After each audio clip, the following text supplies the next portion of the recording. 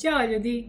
Dobrodošli na kanal Drugim rečima, gde pričamo istinite priče i usavršavamo engleski.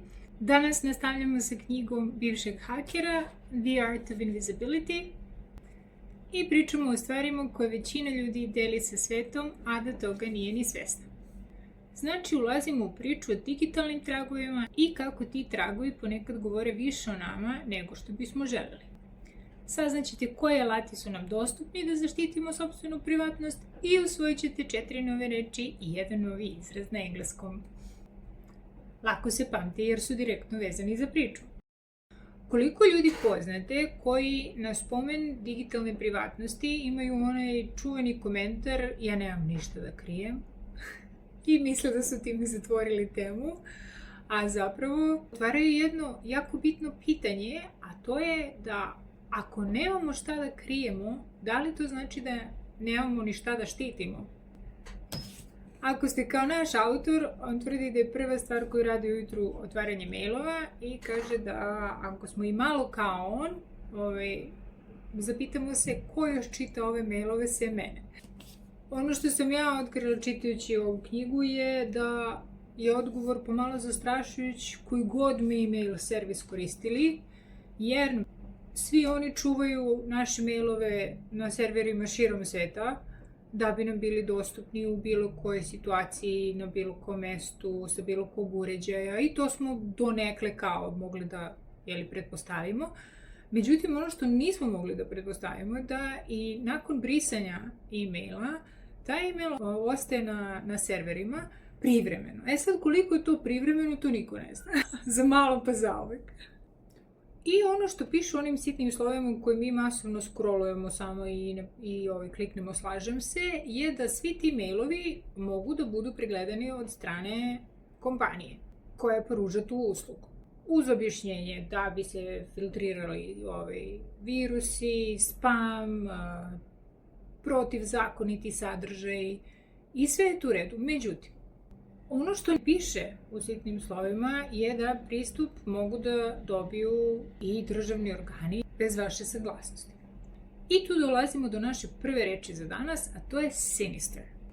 Sinister je zlokoban, zloslutan i, citiram, "Third parties can and do access our emails for other more sinister and self-serving reasons." Ja bih sinister objasnila kroz poređenje dveju reči koje su vam sigurno poznatije, threatening i evil.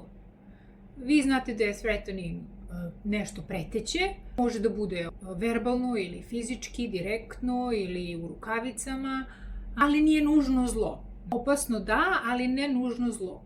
Evil, s druge strane, je zlo, zlobno, ali ne nužno preteće.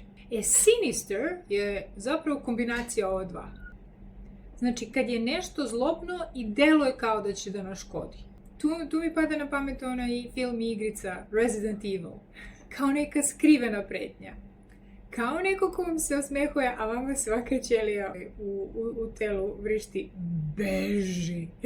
So, who or what crosses your mind when you hear the word sinister? Nazad na našu knjižicu. Da nam neko čita mailove bez našeg znanja, otkrili su 2012. godine 2 korisnika Yahoo maila koji su posumnjali da se nešto dešava nakon što su reklame i sadržaj koji im se plasirao podudarale sa onim o čemu su oni komunicirali putem maila. To je njih dovelo do zaključka da servis ne skenira zapravo samo mailove tog servisa, već sve mailove koji stižu sa drugih servisa bez znanja i pošiljaoca i primaoca. Tako da su naši drugari David Sutton i Stuart Timman digli optužnicu u ime svih korisnika Yahoo-a, nekih oko 275 miliona ljudi, i optužili Yahoo za nelegalno prisluškivanje. Što nas dovodi do našeg prvog i jedinog izraza za danas, citing concerns. Citiram. The two filed a class action lawsuit citing concerns around what is essentially equivalent to illegal wiretapping by the company. Citing concerns je izraz koji znači da mi izražavamo zabrinutost zbog određenog postupka ili određene odluke. Pa bih ja mogla recimo da kažem za sebe da ne gledam TV zbog zabrinutosti za sopstveni zdrav razum. To bi onda na engleskom bilo citing concerns over my sanity. What about you? Budući da izraz može da se koristi u pravnim dokumentima, može da se čuje na vestima, može da se koristi u svakodnevnom govoru, mala vežba za vas bi bila da smislite po jedan primer za svaku od ovih kategorija i onda možemo zajedno da ih prođemo. Da se vratimo na ovu tužbu, znači knjiga je izdata 2017. godine i u knjizi piše da je u tom trenutku proces i dalje bio u toku. Ja sam proverila da to se okončalo i okončalo se tako što su korisnici dobili $0, advokati su dobili $4 miliona, a Yahoo je doneo odluku da ne skenira ništa u tranzitu, nego tek kad stigne u inbox. Znači, drugim rečima, i dalje čitaju slobodno, ali samo kad mail stigne u inbox, a ne dok je na putu. Naš je inbox ispada njihov prozor.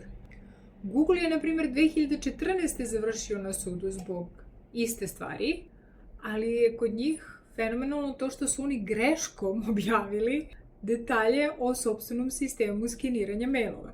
Onda su naravno dali sve od sebe da to izbrišu iz zapisnika, ali nisu mogli. Microsoft isto. Njih su uhvatili da čeprkaju po inboxu bez saglasnosti, bez ikakvog znanja korisnika za kog su sumnjali da im je skinuo neki program tamo da se bavio piraterijom. I onda su posle tog skandala rešili da neće više to da rade, nego će to da prosleđuju policiji. Isto važi i za poslovne mailove. Znači, ako imate IT sektor na poslu, vrlo je verovatno da oni imaju uvid u sve. U slučaju da vas ovo nije taklo, jer ne koristite mailove često, ova sledeća informacija će sigurno da vas se tiče, budući da se radi o društvenim mrežama i da sve što važi za mailove i što smo do sad rekli o mailovima važi za društvene mreže. I još gore. I ono što je najbitnije je da državne službe i policija mogu da potraže pristup digitalnom sadržaju i da ga dobiju bez da vi budete obavešteni o tome na bilo koji način i bez vaše saglasnosti. Zašto je ovo bitno, iako niste kriminalni i protivzakoniti na bilo koji način, vidjet ćete kasnije, jer je sad došao red na našu sledeću novu reč, a to je cipher. Cipher može da bude i imenica i glagol. Ovdje je upotrebljena kao imenica. Kao imenica može da ima više značenja. Ovdje je sa značenjem šifra. Citat za ovu novu reč je: A Caesar cipher substitutes each letter for another one a certain number of positions away in the alphabet. Ova Cezarova šifra, koju oni pominju u knjizi, Caesar's cipher, je najjednostavniji oblik enkripcije. Savremene enkripcije su naravno mnogo jače, ali je princip taj.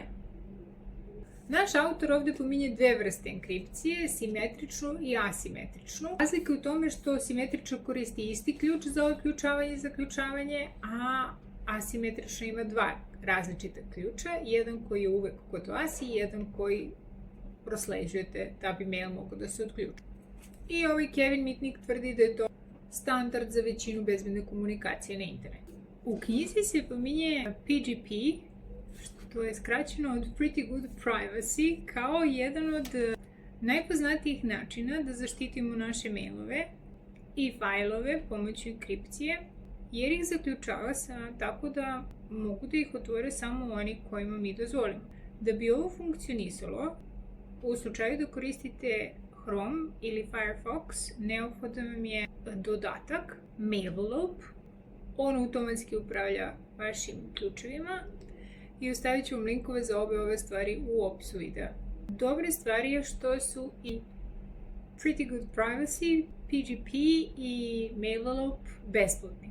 Snowden je, recimo, ako ga se sjećate iz prethodne epizode, kada smo ga pominjali, mada smo ga pominjali i kad smo pričali o tajnim službama, Da bi obelodanio sve što se radi sa našim digitalnim podacima, on je morao da koristi enkripciju. Na taj način je kontaktirao novinarku s kojom je sarađivao. Kad smo kod Snowdena, reč koja opisuje sve ono što je uradio je diligence i to je naša sledeća nova reč.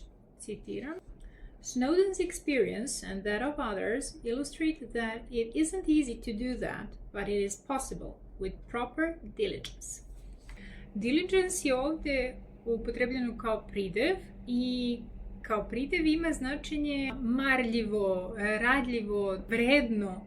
Znači da radite nešto posvećeno, predano, temeljno. Ova reč može da se čuje i u poslovnom i u pravnom svetu u obliku due diligence, što znači temeljna provera pre nego što se nešto zapečati, a može da se čuje i u digitalnoj sferi, pa bi onda to značilo da ne koristimo istu lozinku svugde ili da ne koristimo lozinke koje se lako pamte ili da ne šaljemo matične brojeve preko društvenih mreža. Pa bi ovde kratka vežba za vas bila, recimo, da odgovorite na pitanja in what part of your life do you practice diligence and why? Znači, gde vi to primenjujete u svakodnevnom životu? Gde ste vredni, gde ste marljivi i zašto? And when was the last time you checked something twice? Or 3 times? Or multiple times? Because of due diligence.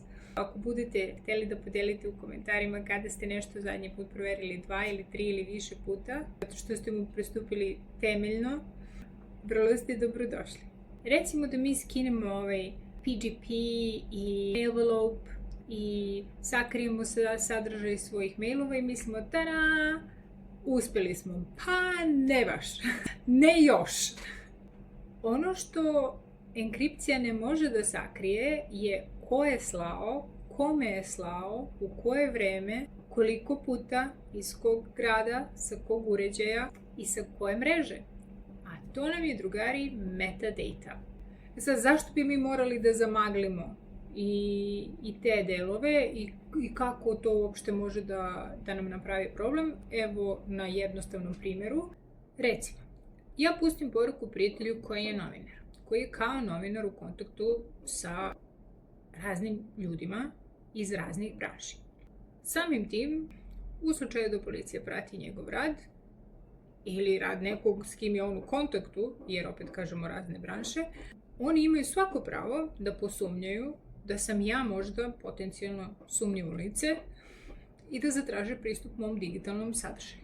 I onda se vraćamo na onaj početak gde oni to dobio, ja to nemam pojma. I bez sadržaja poruka, obrazac komunikacije može da ih navede da pomisle da sam i ja deo nečega i da potraže i dobiju pristup mom inboxu.